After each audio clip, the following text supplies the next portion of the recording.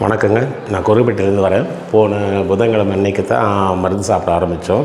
எங்கள் மச்சினை வந்து கூப்பிட்டு வந்தார். போன மத்தியானம் மருந்து எடுத்துக்கிட்டேங்க. அதோடு இந்த புதன்கிழமை மருந்து கண்டினியூ பண்ணுறேன். ஒரு 35 வருஷமாக நான் எடுத்துக்காத இங்கிலீஷ் மருந்தே கிடையாது. பாத எரிச்சலுக்கு ஒரு மருந்து மாத்திரை, சுகருக்கு ஒரு மாத்திரை, நெஞ்சு எரிச்சலுக்கு ஒரு மாத்திரை, ஜீரணம் ஆகிறதுக்கு ஒரு மாத்திரை, பசிக்கு ஒரு மாத்திரை, இவ்வளவு மாத்திரை மெடிக்கல் ஷாப்பில் அக்கௌண்ட் வச்சே போயிட்டு இருந்துச்சுங்க.